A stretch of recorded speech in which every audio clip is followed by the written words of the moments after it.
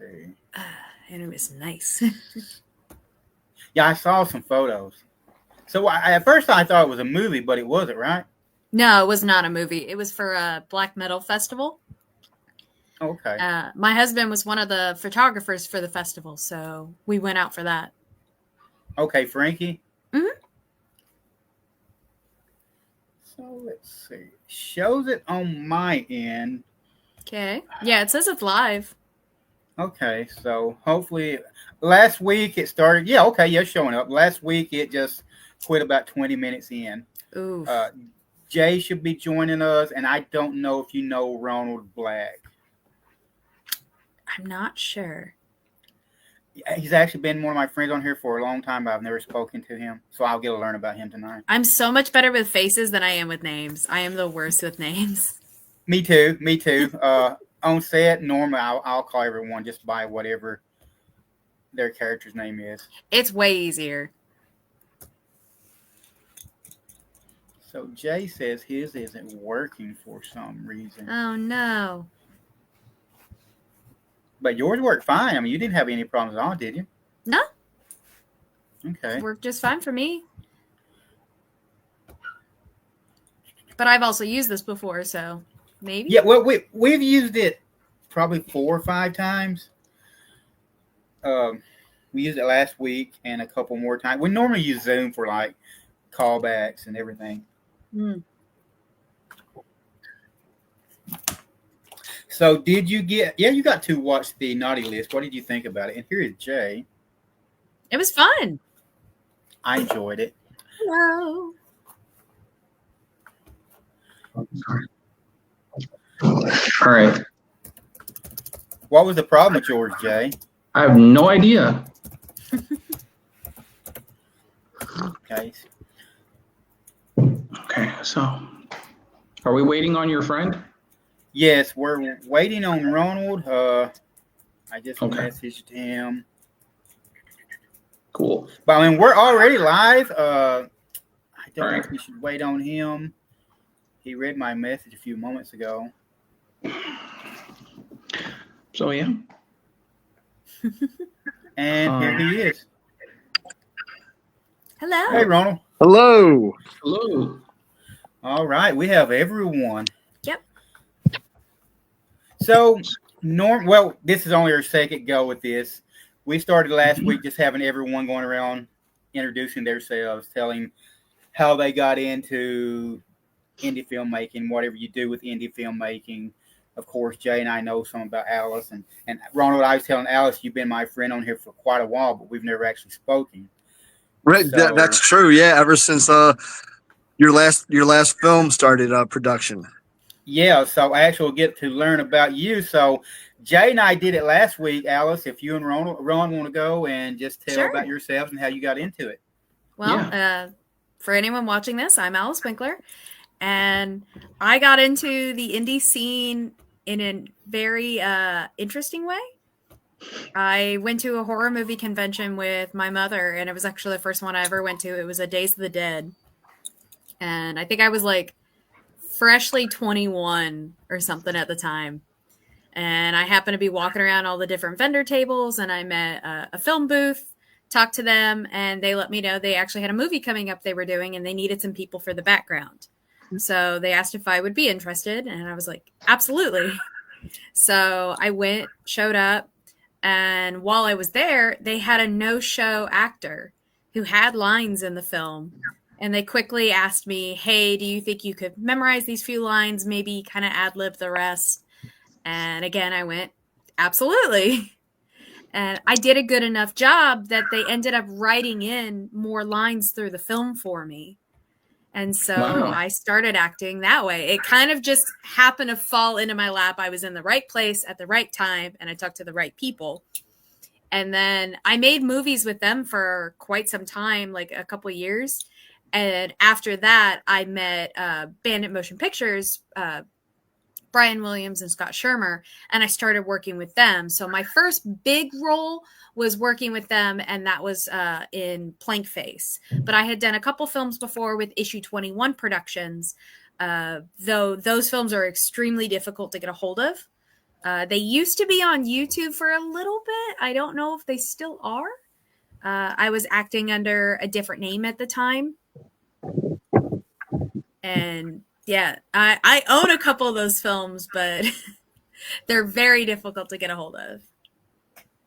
What was the one you said that is very hard to get a hold of? And I said I had watched. Was it Violet or Scarlet?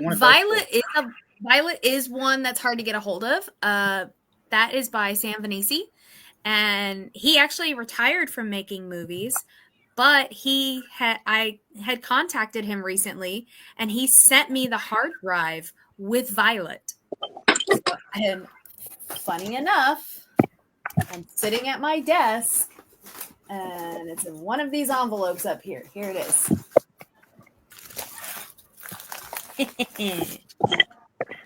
I have Violet in my hands. How old were you when you made Violet, or when you acted in Violet? Fuck. She's like, What year did that come out? I saw it when I first got into indie, so it's been a few years actually. I can actually look it up. I was gonna say, I'm trying to think of what year that came out. If you could look it up. Yeah. Now I got a math. no. She's The like, thing no, I'm the worst at. Show 2020. 2020. Oh, okay. 29? 28? Can I math? I'm 34, so Yeah, around there. yeah, around that. Around that. Cool. But yeah. All right. So Ron, if you want to jump in and tell us, because I haven't gotten to speak to you at all. No, that's fine. Probably about a year and a half ago, we were at a convention in Cherry Hill, New Jersey, and we were hanging out with the Terrifier 2 guys, Mike Levy and the whole crew, Phil Falcone and all those guys. And one of the kids that was in the Clown Cafe scene was having an Indiegogo. Oh, nice. And for a short film that he was doing, and my son really wanted to be a part of it. So he told me about the Indiegogo, and I got my son a part for that. First time I ever did Indiegogo, and he was having such a good time. I told him I'd jump on as one of the producers, and being on set was such a blast that I guess you could say I got the bug. And my next project was Boy From Below with Tori Jones, and I learned a lot on set there. And then I just started every time I went to a set, I started learning and watching. And last March, I made my first movie, which I guess you could say it was a complete shit show because we had no idea what we were doing. We used they all begin like that. Yeah. I think. Yeah. Crappy Amazon camera, crappy sound equipment. Everything was like, we had no idea what we were doing. And then 6 months later, we already had 5 shorts shot and working on our major short, which was Swine and Dine, which just got which is in about 100 film festivals right now. So That's awesome. Nice. So I can't complain. I mean, now I just don't want to do anything but make films. Hell yeah. It is addictive. It's very addictive. Mm-hmm. I don't know how many Alyss does a year, but I try to do one a year myself. It varies. It used to be I maybe did about 2 a year. I think this year we're looking at 5. Jeez. Wow. Jeez, all right. There you go. Talk about staying busy. Well, at one point I did a film in Texas. I was home for maybe less than 24 hours, 48 hours. And then I went to Tampa and I filmed down there. And while I was down there, I did a cameo for another film. So I shot like 3 in that short amount of time. Wow. Crazy. If I could, I would like to do one about every 3 months. But nice. Where I write and we produce and then I have to be there on set, and I also edit myself, so that takes more time than actual filming does. That's the hard part. The post production is like It is. That takes the longest out of everything. So, Well, yeah, I mean, I'll take maybe a week on the first cut, on the first, run, and then I'll take like a few days off because you need to come and see it with new eyes so you can see the mistakes. And then I'll do it again, and then I'll like Jay and a few more watch, and then I'll come and do it again, and 4 or 5 times you go through it. Yeah. Yeah. So, any questions? Yeah, I'm just wondering, so Alyss, you and I spoke a little bit about where you plan on taking this, but where does everyone plan on going, with their film career? So I love being in the independent scene. I've had a few people ask me, why don't I go be SAG or try for like Hollywood and things like that, or Atlanta? And I love being able to do the smaller sets and get more creative because I feel like there's more freedom there and there's more creativity there. So I'm definitely going to stay in the indie scene no matter what. I did write a script earlier this year for a short that I would love to actually make it happen. So yeah, I want to keep acting. I really want to do more monster fucked up shit. I love being gory and dying in films, so I want to do more of that. Like I want to be ugly. I want to be gritty and dirty. That's definitely like my bread and butter. Horror actors really enjoy that, and it seems like yeah. I don't know. It seems like the women love it more than anyone. Yeah, Well, I don't know. I was raised with horror. Like my mother was a huge influence on why I do what I do, and why I'm obsessed with horror, sci-fi, and fantasy. So for me, I grew up with all of this. I grew up being traumatized in these movies, and now I get to make these movies and traumatize other people. Good point. What about How you, about Ron? you, Ronald? Where do you want to go? And are you primarily horror or? As of right now, we're primarily, like I said, I have a partner who's Chris. We have Black Ave Films, and we've taken this as far as we can take it. Like I said, we're doing an anthology starting in November of 3 shorts. And we've got a series on YouTube called Flicker. We've got 13 episodes of that, and I'm trying for 100. So I'm just not stopping. That's awesome. So it's like I said, I'm indie all the way. Like I love dealing with the people that I deal with. I've got a pretty decent base of actors and producers and directors that know me.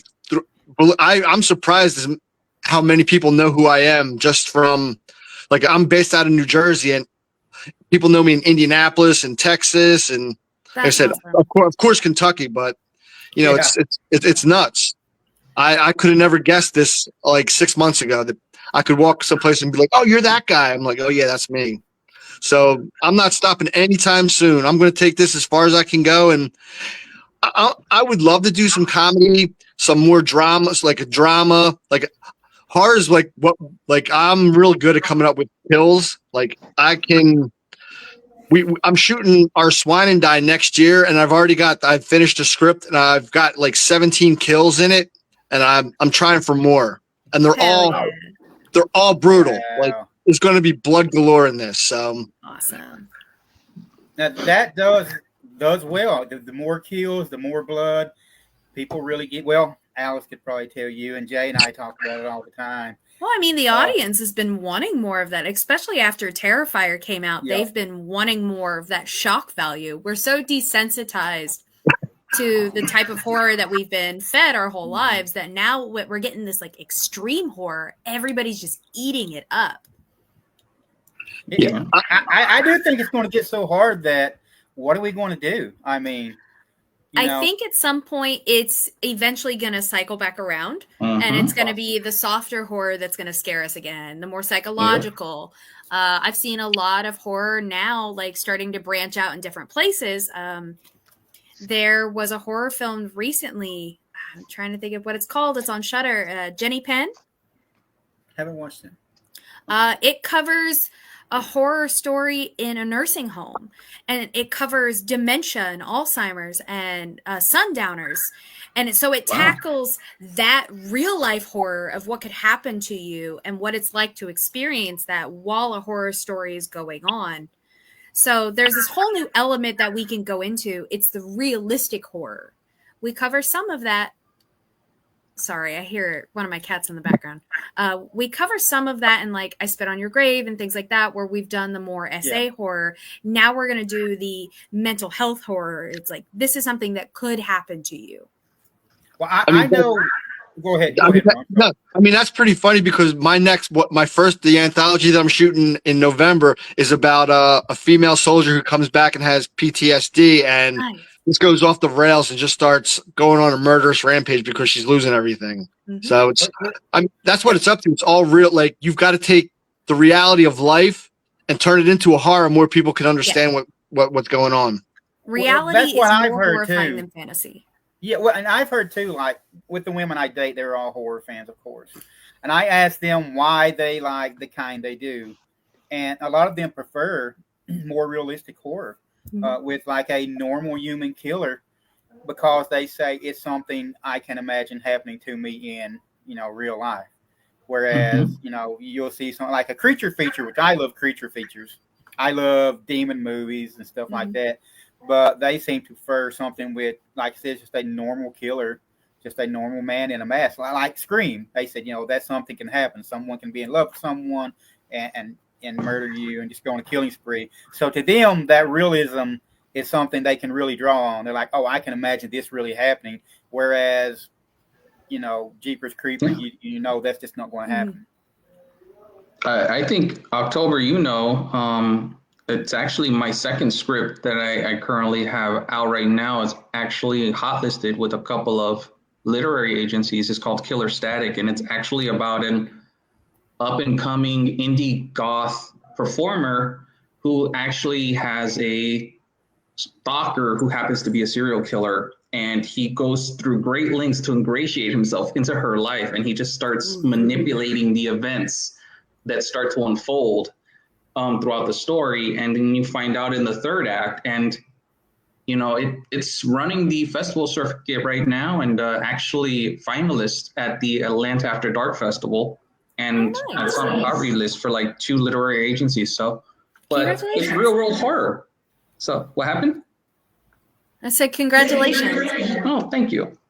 So yeah, I mean, it's real world horror, and believe it or not, it's actually I told my friend the other day, it's based off of a true event that I went to a goth club here in Miami. I was hanging out. They had a goth performer chick that she had to come down from Tampa to perform here in Miami. And she had 2 big early bodyguards standing in front of her DJ booth area. And I overheard the manager and some other people talking, and they're like, why the bodyguards? They're like, oh, she's got some sort of crazy stalker guy that's been like following her everywhere. And then I was just sitting there and I was listening to the whole thing, and I was like, that sounds pretty cool. And then I just thought how I could mold it into that. And I was like, what if the stalker wasn't just a stalker? What if he was actually like a serial killer who fixates on a single person and then eventually goes through this elaborate ordeal to like finally obtain them? And so, yeah. So you have story right now that nice. But it's real world horror. I mean, because it can happen. I mean, and it talks about, like a woman who's in a position of influence. She's famous-ish. And I think being a woman yourself, you know what it's like to have like creeper fans and stuff and all that fun stuff, Obsession and parasocial relationships in this industry are horrifying. I have had fans do some pretty creepy stuff. I've had an international fan that I worry about posting my location when I'm in Europe. And then I had a fan here in the States actually climb into my car and try to go places with me. And my friend at the time actually had to threaten him with a blade to get him out of the car. And he kept coming to my work, and my work had to tell him, was like, you can't be here. But at the time, the bar I was working at did the stupid thing of going, well, you just can't be here when she's here. So he'd call the bar and go, well, can I come in today? And they said, no, you can't. So he would know I was there. And it was this weird workaround that he could try and figure out. So I would have to travel like different paths driving home. I would always have to go a different way. And it was horrifying. I haven't had any problems with that stalker for a very long time, which fingers crossed and knock on wood that I never have to. But yeah, as a woman in this industry, like, it can be really scary at times. I mean, that's why a lot of us are armed. Well, when we go places now. Speaking on that, I don't know if you and I spoke about this when you were in, but I've seen, and I always try to tell, especially actresses who, like, they come, like, you know, I'm in Kentucky, and they'll come from, like, Indiana, Chicago, well, Illinois, like Ohio, a lot from Ohio, a lot from Tennessee, you know, all different kinds of places. And a lot of time, I don't know if they vet me very well, but I know others, like filmmakers who have no projects out. I vetted unknown. You did? I see. You yes, should. I did. Okay, Nancy. I tell Nancy, you know, like, I spoke to you about Nancy, how I was worried about her. She doesn't vet anyone. I tell her, you know, ask if you can see their work. Look at their IMDb. Make sure they're legit, because a lot of these people just come anywhere. Like, they're happy to get the opportunity, and they'll fly or go by themselves or whatever. No. Don't know anyone. Like normally, if it's going to be like one actress, I would tell them to bring someone with them, boyfriend, husband, whatever. Like in your case, you and Alyss and you and Nancy were staying together. But I've been on sets helping other people where these actors have come, like, from Georgia, and these guys had nothing out and just come and just show up not knowing anything about it. It's crazy. Oof. That is a dangerous way. That's so dangerous. You mentioned Violet earlier. Violet really touches upon that. That was a young woman who wanted to be in indie film, so she answers like a Craigslist ad and goes to a house by herself. And the guy leads her to the basement where they're filming, and it's her and 3 men. And it's very, I spit on your grave after that. And it's such a, like, that kind of thing really can happen, and more than likely has happened to young women in this industry. Women and men and non-binaries. Like, it happens to everyone. No one is safe from that. Everyone should vet, like, anybody they work with, whether you want to look at their work, hit up another actor or actress and ask them if they've ever worked with them, another filmmaker.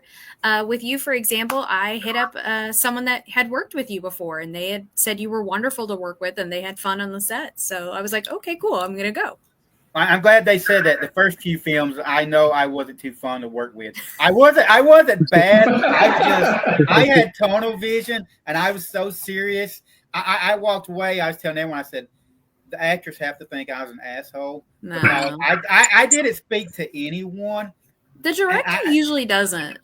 Yeah. Well, here's the thing. I was supposed to co-direct, but I was doing so much. My buddy directed it, but they would still come to me for questions.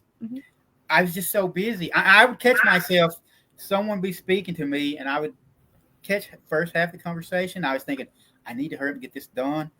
And I'd walk off, and I was walking off, and oh, man, they were talking to me, you know. But I kind of, like, you know, we had fun with the naughty list. Like, it was chill. Like, it was relaxed, and I enjoy it. Like, it was so much fun on set with you. It really was. It was like having a bunch of friends together. It really was. Exactly. And that's my favorite kind of movies to make, when it doesn't feel like we're actually making a movie, that I'm playing with my friends. I'm just having a good time. And a movie just came out of it. So you guys got to work with my buddy Robert Todd Kennedy, huh? Yes.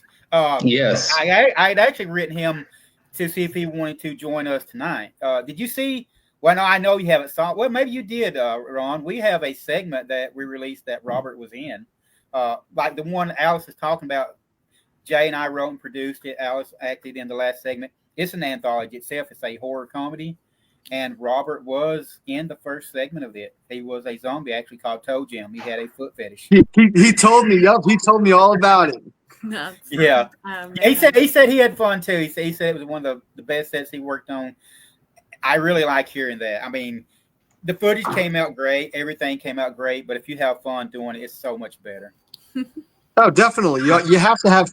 See, my thing is, I want everyone to have fun. I want them to leave there going, I didn't want this to end. Yep. Alice will know and Jay will know. I actually said that about the last segment. Like, I did not want it to end. Because we were just having so much fun. We were giggling nonstop. And then Great like some of ad-lib the extra in. stuff we added to it, like the my favorite part, the pissing on the porch.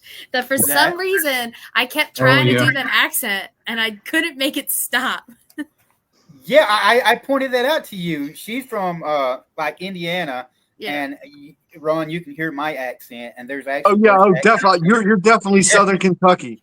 Yes, and it gets worse here. But her and Frank were talking about how they may kind of mimicry. Like the first scene, she had an accent in it, like the very first scene. And it's not like I'm trying to; it just happens. It just flips into it because everyone else is talking like that. Everybody else is talking. Like, I just got back from Norway, and while we were over there, the same thing happens. And with like a Kentucky accent, when I was growing up, my grandfather had a very thick accent. Because I think we determined he only lived maybe an hour, or he was from maybe an hour away from where we were filming. And so I'm hearing everybody else's accents around me, and it just started happening. And it was like, no, don't do this. And at one point, I just go, "Are you pissing on my damn porch?" Yeah, that's right. Like, you did do that. Why? But here's the thing. Only me and Rodney were from Kentucky. Robert's from Tennessee, so he has kind of an accent. Rodney really didn't have an accent. No. The younger generation here doesn't have an accent. If you try to hear me talk to people older than me, like my uncles, I let Nancy listen to it once. I don't even know what the fuck I say. I really don't know what I say. I get so sluggish and my voice is so slow, and it's just like one big long, like one sentence is basically like just one word. Yeah, I don't even know what I'm saying. But you know what, Alyss? Now that I think about it, you do that in the pissing in the front porch. Really, yeah. It was not intentional. It's just the way it came out. And then when I watched it back, I just couldn't stop laughing. I was like, "Are you kidding me? I just did this." Well, actually, I need to start hanging out with more people. I need to talk to Jay more and people to get out of my country accent, I guess. So. That's never going to happen, October. You don't think it is? No. Here's the thing. For me, I don't really like it that much, but I do have some friends from California and places, and they love it. But I guess because it's unique to them. But to me, I just hear it and I'm like, oh damn, you know. Alyss, I saw you in a project. I forgot what film it was, but you played. I forgot her name, but she had almost like a Russian accent. Stoya. Yes. Yeah. I loved it. Slaughterhouse Slumber Party. There you go. Yes. Russian named Stoya, and I actually had my phone handy so I could keep playing the Russian words to try and get them correct when we were filming that. That's it. And I was like, wow, she did a really good job. That accent was. I was trying. That's actually my favorite indie film. Yeah? You know? Yeah, I said that. It really is. I tell everyone that like my favorite indie film is Slaughter. There's a couple out with the same title. Ron, if you haven't watched it, try to find Slaughterhouse Slumber Party. Is that it? There's another one that's very similar in the title. Yeah. There's like two or three that's very like almost the same title, but it's actually the comedy is great. Like it's written. It was so much fun to make that. It was silly, but it was awesome. I loved it. We actually it is Slaughterhouse Slumber Party is what it is. Slaughterhouse. Yeah, I'll definitely have to get it then. I'll have to check that out. I'm trying to think if it's streaming. I feel like it is. Let's see. I'm not positive. Doesn't show it here anywhere. Okay, it might not be streaming then.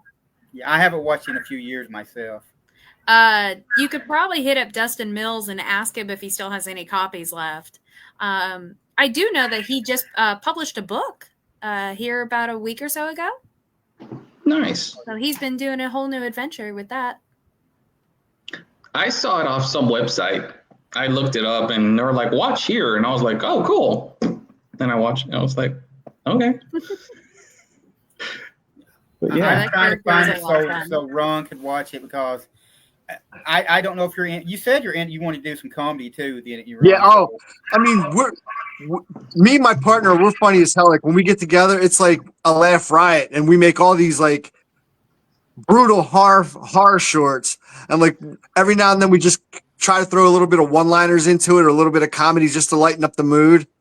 But I want to do something where people are just laughing nonstop.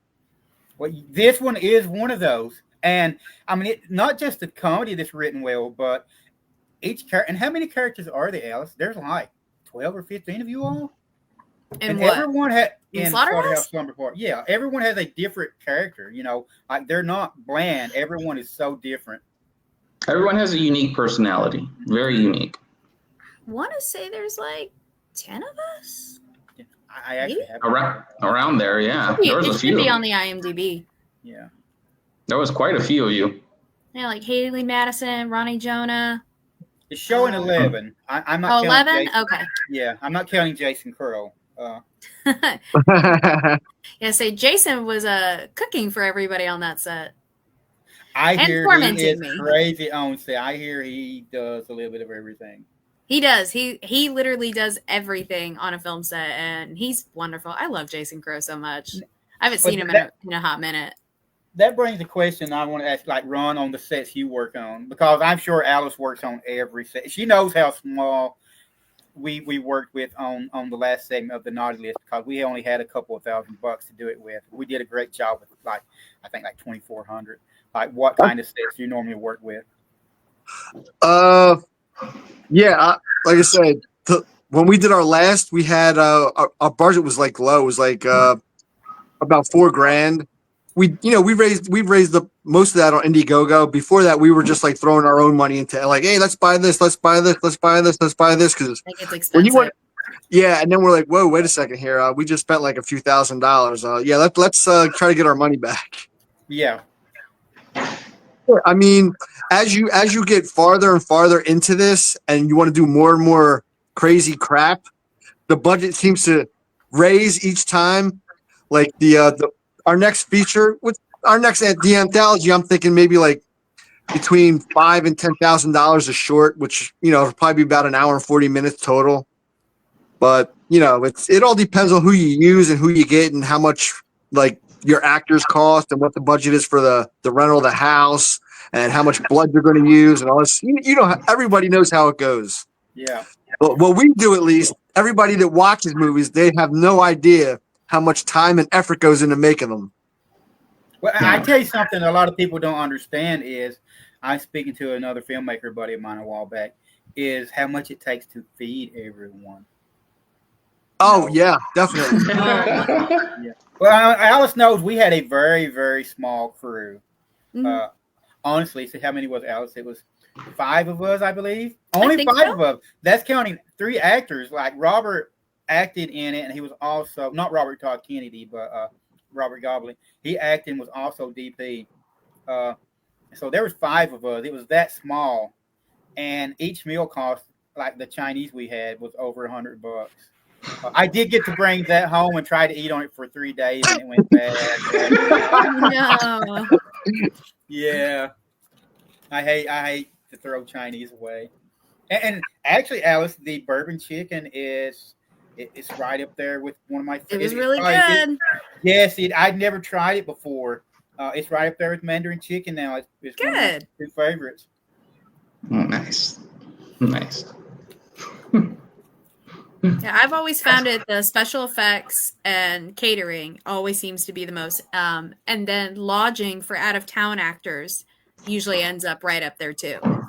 So here's a question, and Ron, you do your own things and work on other sets. like Alyss saw the way we did it. I'm wondering if that's kind of that's the way I came up with a couple of years ago. I thought it was the smartest and cheapest way. Is what we did, Ron, was Alyss and Nancy were two actresses. So they stayed in one Airbnb, and we had the crew stay in another Airbnb, which also Don was there, but I don't think Alyss got to meet him. So it was 6 of us actually. So we'd put those in another Airbnb, and we would use one Airbnb to serve as the set. So whichever one, like I usually try to let the actresses choose if they want to have the set be where they're staying at, or they want to stay at another place and just commute over. Like I think we're like within 10 minutes from one another, 15 minutes. But that's the way I thought to save money, is actually use the place where you're letting people stay as the actual house you'll be filming in. Way ahead of you, October. I'm right there with you, bud. Okay. Like for our next anthology, we're looking at an Airbnb that I already talked to all the actors. They're like, yeah, we don't care. Well, I'll sleep on the floor if I have to, as long as I don't have to pay for it. I'm like, no, you're cool. I said, we'll get the house we're going to shoot in. The cast and crew can stay there. That way you wake up, everybody wakes up together, does their thing. By the time the shoot's over, everybody's like best friends. And like I said, we're going to have so much fun on the set that we're not going to want to leave. It's going to be like one of those things where everyone's like, I don't want to go home. I just want to stay here and party. So, okay, I want to ask Jay. I sent Jay a video, and which one? You sent me a lot of videos. The one I said should be like a bonding experience for the cast. Oh yeah. So is this something either of you do? Because it's something I talked about 2 projects ago. I said I would love to have a day where we get everyone in. We could rehearse, the lines and everything, do a table read. Because we tried to do it Zoom, but I don't think we got to do it because I saw Alyss work. I knew it was no problem. Saw Robert, no problem. And Nancy, of course, I've worked with her. But like new people will try to do like a Zoom meet for a table read. But I would love to have like a day before to get everyone in and just everyone get to know one another, eat, go back to wherever and do like a table read. And I was actually trying to think of some games to play, just like bonding experiences, get everyone friendly with one another. I don't think everyone would play the one I saw because it's yeah. So wait, your bonding experience would be bonding through bondage. Is that what you're trying to recommend here? It was a thing where you play paper, rock, scissors, and the loser has to get against the wall, and the winner gets to slap them with a belt. So it's not for everyone, but you think about it. If you do that, you're going to become friends very quick. Yeah, talk about trust issues. Yeah. I feel like if we're gonna go that route with hitting someone, play that tortilla game that everyone keeps playing online.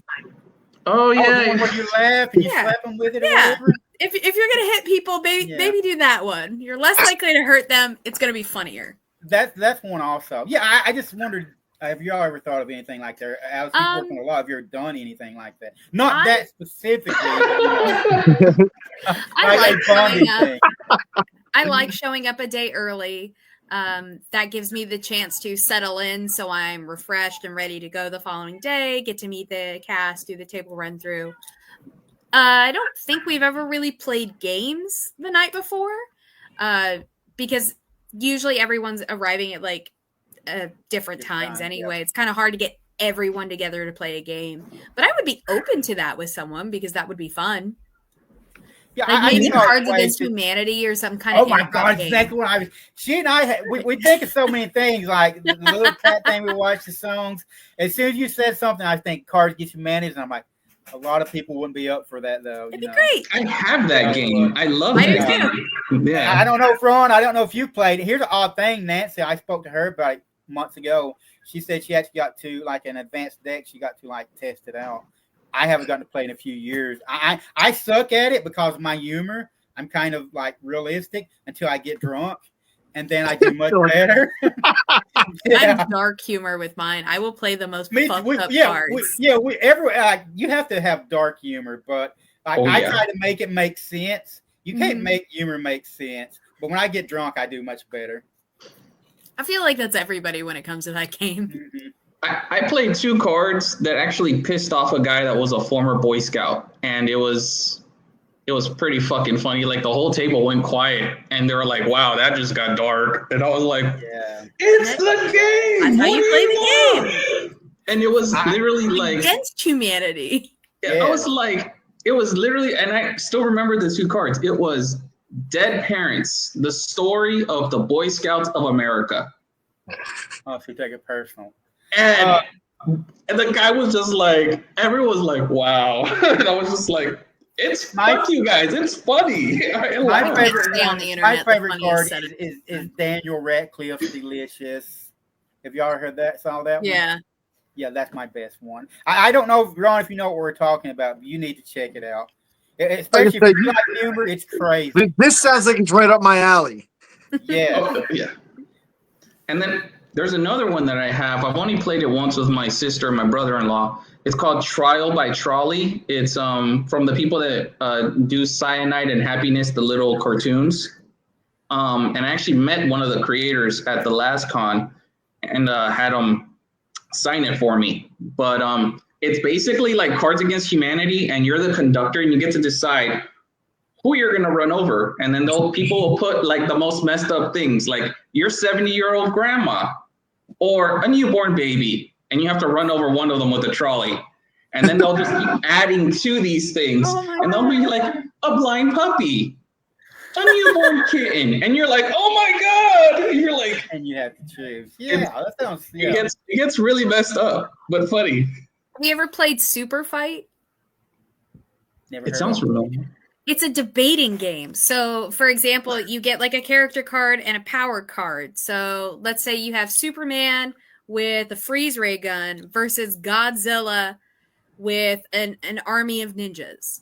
And you have to debate each other on who would win. And then whoever's next actually gets to be the person that votes whose like debate was better. What's this That called? game gets vicious. What's it called again? Super Fight. Super Fight. I love that game. If I played that, there was, would be a super fight. I'd be like, let's go. That's it. Yeah, I have seen almost like fist fights happen during that game. Wow. But I need to it's put this like, in. think about when you were a kid on the playground. It's like, well, Batman's better than Superman because such and such. It's exactly that. But they take it to a whole new level. And then there's 2 expansions where you can play like an arena card. And then you can play a situation card. So you could be in, let's say, a Super Bowl stadium, but there could be a tornado of kittens outside. Like weird shit like that. Yeah, it's wild. It's a fun game. And to answer your question, they actually have a mythology. I see. Sorry, Jay. They have a naughty and nice deck. How great would that have been to have? Oh my God. That would have been cool. And to answer your question, Superman with a ray gun would totally beat Godzilla with an army of ninjas. See, and this is how we start the fight. But it's true. It's true. But it's Superman with a ray gun. What's wrong with you? Fight with somebody, and it was like Marge Simpson, made of lava and 10 stories tall, was one of them. It's weird out there shit like that, and it changes all the time. And then you can buy expansions for it as well. I gotta remember that. I'm gonna write that down. Actually, Right. I have a couple of bookmarks. Like, yeah. Awesome. Yeah, that just went off the rails. All right.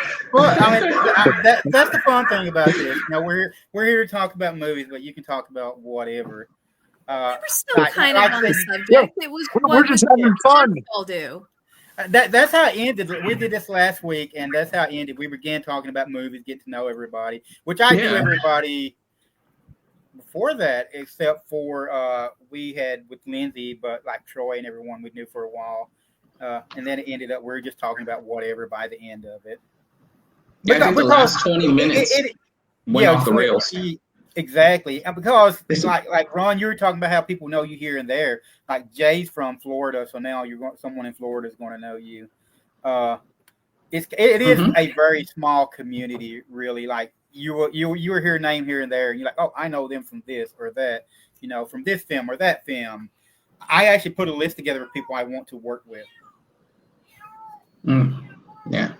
I kind of started doing that now too. Yeah. October Alyss is great. It is my cat. Yeah. Yes. I stopped for a minute. I was like, I don't think that's mine. Thought it was yours. No. As soon as you said that earlier, I'm like, well, mine's not making any noise. And now it's the opposite. Mine Yeah. stopped making noise, and now yours is. Well, Ron, the great thing, just so you know, is I actually met October was actually through an Indiegogo, Indiegogo, and we just became friends and hit it off. And Yeah. Alyss, I actually know her by reputation, very good reputation, from two friends of mine. So I kind of knew her before I actually knew her. Well, now And I then know when who's the two friends. Oh, Yeah, like I said, I talked to October same way, Indiegogo I'll talk to you about for his last movie, and I was talking to him about getting a part with Jets of Flux, and I just couldn't make it down at the time, or else I would have been all over that.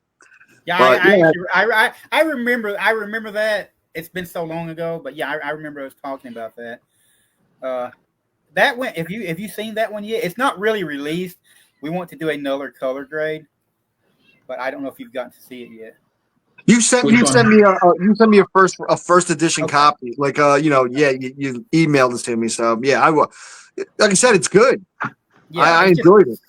some of the color we would like to, but that's the thing. Like, and Alyss, I know you're sure about it from acting, and Ron, you do now where you're making them is, and that's something Jay and I speak about, and I've been speaking to another filmmaker friend is they never turn out exactly what you want, and that's what I mentioned to Alyss before you all came on is.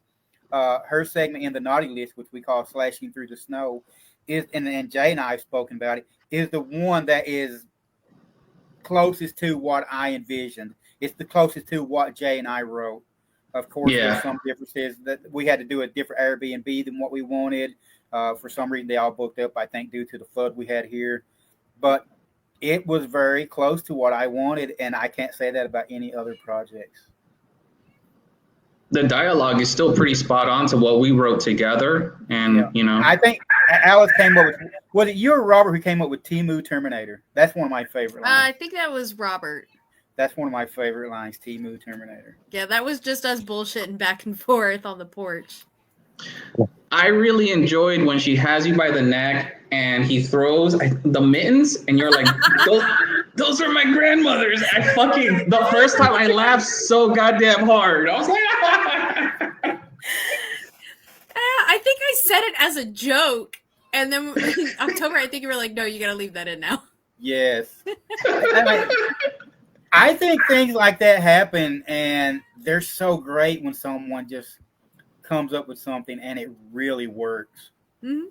That worked, and I even told him about it. I was like, dude, that was fucking funny. And he was all like, And yeah, that was just like the indie scene. random. He was you like, can do stuff like that. he was like, that was just completely random. I was like, oh man, that was great. Sometimes that's what brings the whole scene together. Exactly. Yeah. Well, this part, Ron, I actually just sent you a link to it. It's the last segment, so you can watch it. And it's the part where Nancy is playing a killer sex bot, and she has Alyss by the throat, and her husband is running out, and just he's the dim-witted husband that you see and everything. He's throwing like little plush Santa Claus faces, and they're like bouncing off the robot. And Alyss just turns and says, well, I actually have it in the bloopers. You said, and those were my grandmothers or something like that. Yeah. It wasn't planned. It just worked. Originally in the script, you have him hitting her. And then we figured out we couldn't do that. So we were trying to figure out what to do. And earlier we had found those like little, I think they were supposed to be shelf-sitting snowmen Santa things. I think so. And we just started throwing those instead, like snowballs. And it works. It's so funny. Yeah. That was pretty good.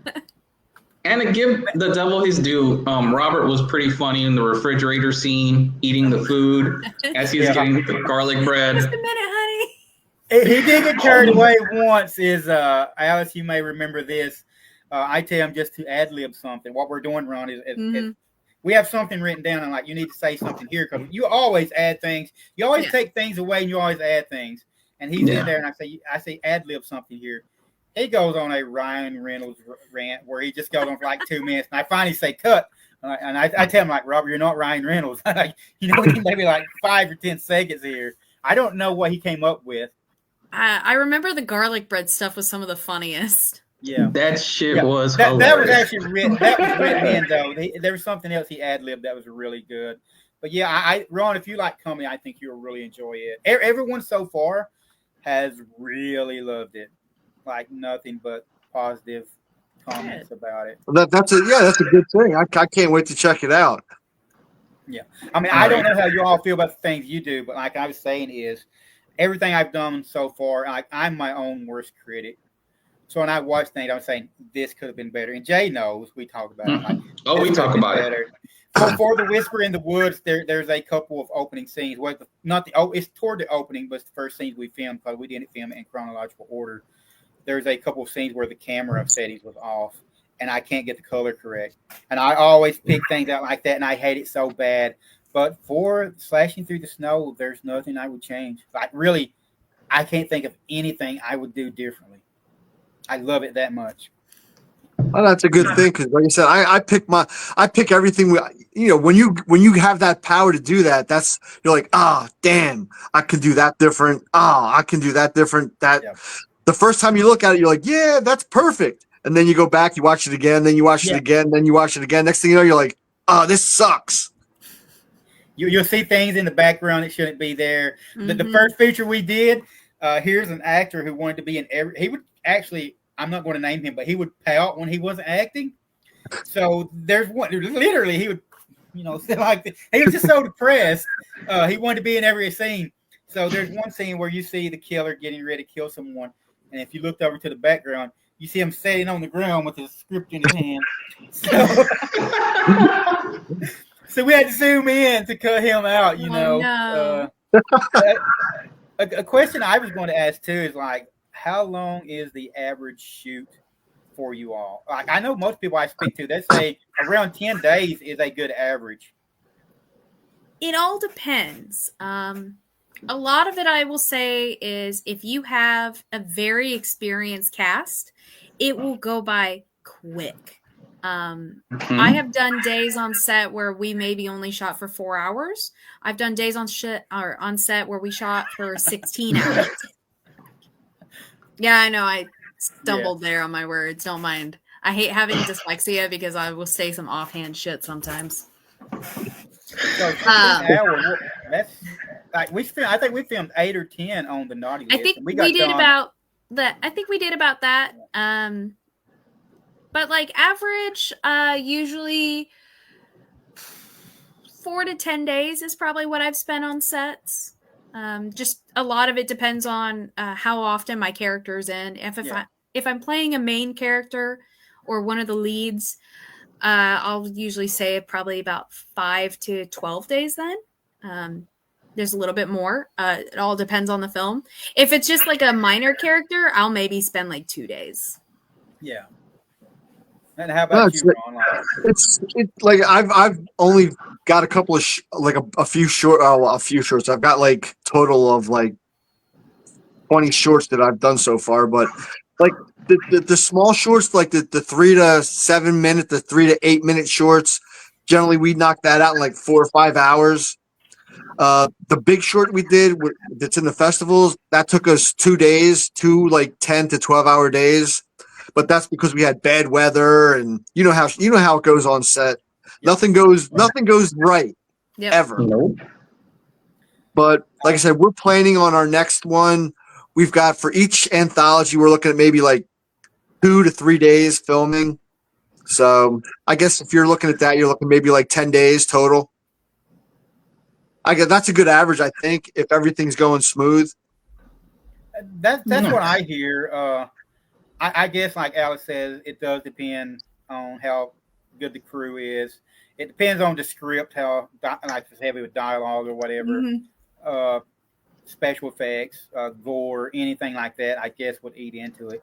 I go in, like when Jay and I write, we go in trying to minimize things so we know we can film like this many days. I've actually filmed, I think I usually average between 8 to 12 pages per day. I think, Alyss, what we filmed for the Naughty List was, 15 pages we got in 2 days? I think so. Yeah. And that was including the fight scene. Fight scenes usually take quite a while. Well, I think we filmed pretty quick. Yeah, and we filmed mine and Alice's, and Nancy's after you left, but it Mhm. didn't take long, maybe 2 hours to film it, which we did cut a little bit. But yeah, I mean that is a lot of things to consider. Like Ron, if you do yours, you also write it. We always try to consider budget also. Are we going Oh, to have a special effects artist, or you have to take that into effect. Everyone I try to tell, like when I'm writing a script, they're like, "No, you should do it like this." I'm like, you know what? That costs money. How do you blow a Yeah. car up? I said, This isn't Hollywood. I can't burn a house down. Toy cars, actually. Yes. like Like, you used to in the old days? yeah. Well, I worked on a film recently that used a toy car. They wanted a nice classic-looking police car for in front, and they actually posed it just right in front of the camera. And I got to see the shot for it. It looks real. I've seen where they do that. They like do foreshortening with the thing. I'm lucky if I ever need some old vehicles. I do have a cousin who buys old vehicles. There They're you go. kind of rough. He has like a 1940s or early 50s police car. He has like a bunch of things Ooh, like that's that. cool. Yeah, so if I ever did like a noir style film, which I really love, like You I can always should. call on him for that. Yeah, I love those. I did a couple of shorts with those. Those are fun. I would love to do something like Sin City, a bigger budget one. Ooh, yes. Oh yeah, that would be cool. It That would be was. awesome. Yeah. So, October, I think we should start rounding it out. Yeah, I Can think go we've been back here over. about an hour. I mean, this is the last time we planned on like an hour, and we went like an hour and 40-some minutes. Oh, wow. Well, we went off the rails a bit though, and we just started shooting the shit. But Which we did here too with Cards Against Humanity and everything. And I learned a new card game, so. yeah. Well, actually, if we're gonna round it out now, do you guys have any projects you guys want to talk about real quick? We'll give you 2 minutes, and you guys can kind of plug anything that you might be working on, or you guys want to talk about. Yeah. Alex, we'll start with you. So I actually have a film premiere happening near Delaware, Ohio. It's for He's Coming to Get You. That is October 4th, I believe. I've got a movie later this year I'm filming, Scream Queen's Weenie Roast, which it's my first time working with Donald Farmer. I'm really excited because I know quite a bit of the actresses involved. Okay. I've got 2 Indiegogos currently going on. I've got one for Barbara, where I play a zombie finally. I'm fucking excited. I'm playing a punk rock zombie in this movie. They actually just hit their official goal. So now they have a private investor coming through and matching it. I think wow. Oh, that's awesome. $8,000 dollar for dollar. Wow. So they hit their goal of $16,000 today. Oh wow. Right. Yeah, we're very excited. Yes. I've got that one going on, and I've got links to that in my all my links on my social media. And I've also got Sorority Sisters of Death, or Sexy Sorority Sisters of Death. I always forget the first part. We're actually getting ready to launch that Indiegogo campaign, and I actually play one of the leads for that. I play Carla. And I don't want to give too much away about it because we're slowly like feeding information, but that cast list is huge. And it's a lot of Scream Queens in the indie scene right now are involved in that film. Nice. But yeah. None of these are showing up on your IMDb, so Well, they're not out more yet. than I know. Yeah. Well, I mean, even in the upcoming, like I don't see any of these. So I actually don't run my IMDb, so I never edit it. So everything that shows up is because someone else has already put it out there. Okay. Yeah, I'm Okay, cheap. cool. I didn't want to pay for it. I don't. All right. Cheap or cost efficient? That's very cost efficient. Ron, what about you? I've got, like I said, we're getting ready to launch an Indiegogo this week for our anthology series. We're going to start shooting in November. The first segment's called Fragmented Mind. It's got Sammy Morningstar, Clifton Taylor, and Amber Brooke. Nice. We're going to launch that this week, and hopefully we get a decent turnout so that we can start the other productions that we want to get for that anthology. And other than that, I'm an executive producer from Boy From Below, and that's premiering in Indianapolis September 5th, I believe, and also in Syracuse, New York. Other than that, I've got Vampires in New Jersey, which we're going to start shooting. Oh, God knows when, November, December, somewhere around there. So there's so much going through my mind right now. I can't even fathom all the stuff that I want to plug. I'd rather just get the first couple things out that I know we're going to start working on before I before my head explodes. Yeah, so He's you're got so staying much crammed busy. in there. Yeah, it's really hard to do that many projects at once. So, yeah, you're really I staying keep a busy. full-time job. Trust me, it's hard. No. Yeah. But yeah, I think October. I think Yeah, I mean, for you and I, if you want to mention anything, like we're still trying to do another segment for the Naughty List, and we're going to do it, and hopefully we'll get it filmed, Alyss, before we'll get it out. We want to get it out before Christmas. We don't know if we will. And yeah, Jay and I have just been working on other projects. It's the thing about us, like Ronald knows, like Alyss has it made. She gets to do 7, 8, 10 projects a year. It's hard for us to do one, so Alyss is going crazy with the amount of stuff she's doing. Yeah. Well, you did say you like to keep it low because you want to do other things. You have other interests. Yeah. I guess Ron's like me and Jay. If we could, we would do it full time. I would love to do at least. If I'd be happy if I could do 2 projects a year, but you would need an editor to do it. You would need someone to help run the Indiegogo. You would need so much help to do more than one project. Yeah. You guys have the most important roles in the industry, though. Like, as an actress, I show up on the day, I do the part, and then I go home. You guys have everything afterwards and before that to take care of. So for you guys, 2 projects a year makes sense because the rest of the year you're working on that same project, getting it just right.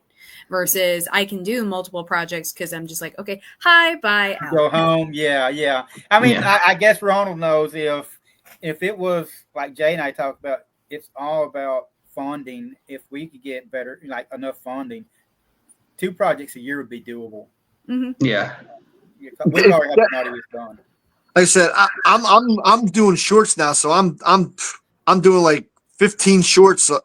I'm trying to do like 1 or 2 shorts a month, but I want to do I've got a full length script that I've got like 5 or 6 full length scripts that I want to start working on. But when that comes, it's only one at a time because there's no way you could cram all that information and do like 2 or 3 at once. It's impossible.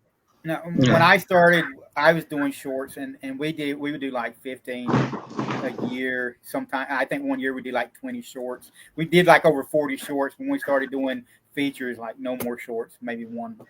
Yeah. 1 or 2 since then. And for myself personally, October knows I work full time. I go to school at nights. And, on top of that, I work with him and whatever we co-write together and whatever we're planning next. On top of that, on my own time, when I do have a few minutes to myself, I just finished my 5th script for my 5th full-length feature. It's called Eden's Cage. And I'm doing a 2nd rewrite right now. And I have a pre-treatment and about 6 pages for my next full-length feature. So when I'm finally done with that and I'm ready to put it in the vault, as I call it, then I'm going to start slowly working on my, 6th full-length feature. And I've got 5 shorts already written and ready to roll out. So I've got stuff in the vault just waiting right now. Talk about no time. Yeah. Yeah, time to sleep and watch a movie every now and then, and that's about it. You have to make time for movies. If you're going to do this, you have to have time to watch movies. And it is Halloween. It's spooky season, so. Mm-hmm. Yes. So what's a spooky movie for a spooky season you guys can recommend to us? Ooh, Ron? Good question. Wow. I'm gonna hit all of these. So. Ooh. What? Oh man. One that's not very. One that we won't watch. That everyone's going to watch Halloween, of course. Oh yeah, all the Friday the 13th and all the Nightmare on Elm Streets. Yeah, like something that's off the shelf. Wow. If I'm picking any horror that I have to watch around that time of year, it's always Frankenhooker, but that's because that's an absolute favorite. Ooh. But if we're picking something that I think should be seen every spooky season, Trick or Treat. Dude, which one? You can't be picking which Trick or Treat. There are two. You can't be picking That's the true. one with Sam in it. Well, the one with Sam. The one See, with that's Sam, what I was dude. gonna- that's what I was going to say. I was gonna say. Yeah. But Frankenhooker is like usually my go-to have to watch. That's by Fred Olin Ray. I met him. He's great. I love him. that movie. I've met Patty Mullen. I met her at the first horror con I ever went to. Oh, nice. I cosplayed as Elizabeth for that convention. Wow. Yeah, my mother actually helped me make the costume, and so in the movie we talked to Patty. They sewed baby bottle nipples into the bra, and that's how they make her bra for the film. We sewed like Coke bottle caps, and she thought it was the funniest thing that we had gone the extra step to do that for the character. That she went upstairs, put on her makeup, came back downstairs, and took pictures in the costume with me. Wow. Nice. Do you have pictures of it? Somewhere. They're old. Like I said, I was like 21 when that photo was taken. I have it somewhere on my Facebook. Oh man. Well, Ron, yeah. What about you? What's your scary movie? My scary movie, like I said, generally I always watch the Nightmare on Elm Street. But if I'm going to pick something that's like off, like not about that, I like Killer Clowns from Outer Space. Yes. Just because it's got, like I said, it's got the comedy in it. And my two holiday movies are probably, it's going to sound crazy, but I Spit on Your Grave, the original, which I love that movie. Like, we watched that as a family. Like, right. That's a hell of a family movie. I'm telling you, we used to watch that. Like, as soon as it hit Halloween, right after that, we'd watch it like 2 or 3 times before Thanksgiving, just because it's that. And we're talking like mom, dad, brother, and me watching that movie. Whew. So I mean, experience. It's like I said, that's something you don't hear every day, right? No. No. What's your family movie? Oh, I Spit on Your Grave. All right. Okay. That's cool. I mean, that's why I got a demented mind. Yeah, that's what we're going to watch for Halloween with your family. What about you, Right. Jay? What would be yours that you would suggest to us? Oh, George A. Romero's Night of the Living Dead, the black and white version. Yeah. I still like to watch it. I like to watch that one randomly. That is Hellraiser. It's very common too, though, where we're talking about something that's not mainstream. Oh, well, those are the two. Indie. Which was it? Like B-list or indie film? Yeah, was it Night of the Living Dead actually an indie film though? But even though it's like super I think popular. so. Yeah, it was an indie film. It was. Technically, still, so it's still mainstream. Like it is now. I mean, they teach. There's a college up in Chicago that had a whole like course study on that film. Yeah. He started something with that, man. Something really indie. I don't know. There's a few movies that come to mind. I watch a lot of 80s horror and some 70s stuff. There you go. Something out of that. Anything Dario Argento. Ooh. Good choice. Its stuff is kind of twisted. The original Suspiria from 1973. It's a great movie.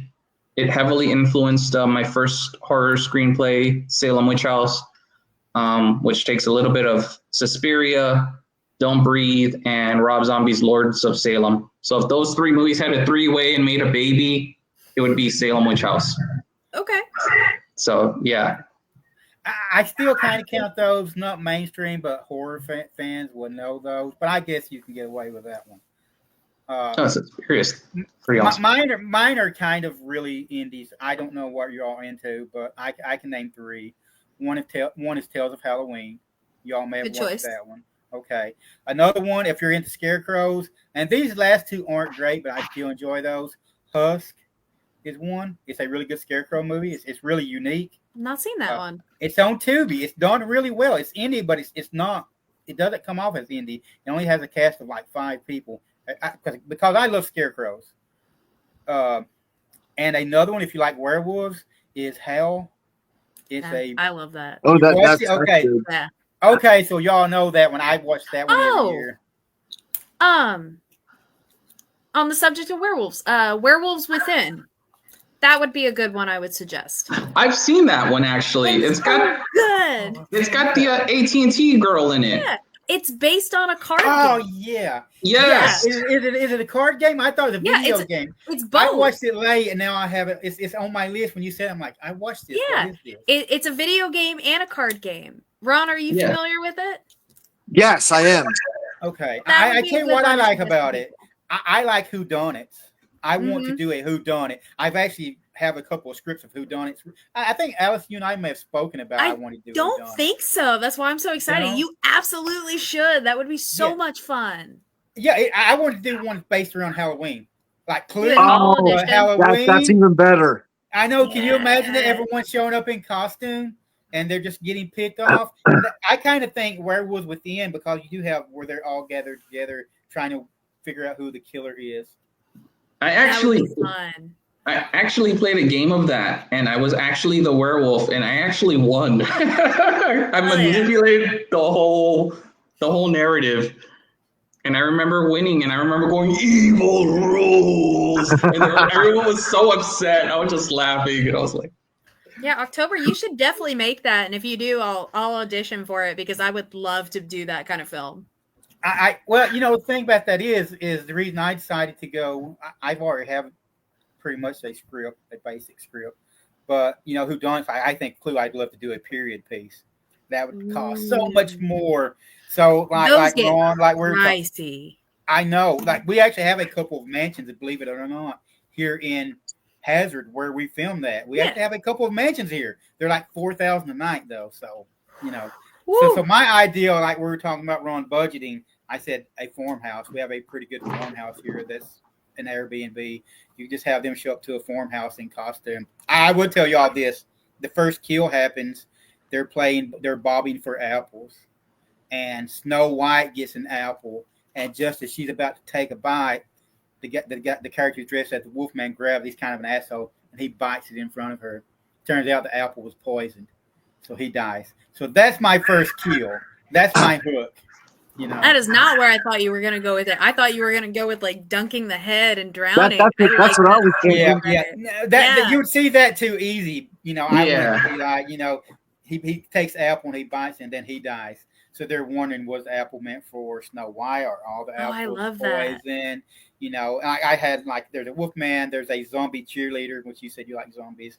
Snow White, Red Riding Hood, Frankenstein monster. What's the other one? Like a Phantom of the Opera. Like I have the classics in there. Nice. I love whodunits. I'll audition for the Phantom of the Opera. Just saying. It's something. Hopefully something we can do. I know we all have those passion projects that we want to do. Yeah. Cool. So I think we're good. Should wrap it up. Yeah. I mean, if no one has anything else. I saw that there was trouble again with this being live on Facebook. It does it where only I can see it. I don't know why that is, but I'm hoping now that we got the whole video, at least I can post it on Facebook for everyone to watch and my YouTube channel. Yeah. Yeah, you should be able to. Yeah. Yep. So, anything else anyone wants to speak about?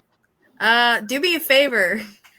Since it didn't go live on Facebook and you are going to post it, I realized when I picked up that envelope to flash that I had the hard drive for Violet that I may have flashed my address.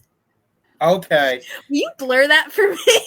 I will watch it before I upload it. Yes, that's the last that stalker coming back after her. Right? I mean, they'll be very sad if they ever try.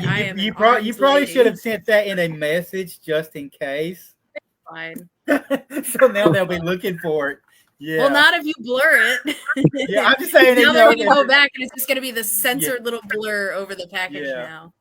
I don't know. I know it was partially folded over, but I was like, fuck. I'll give it a look. Now I'm thinking about it. Hopefully it didn't, but I'll look Thank it over.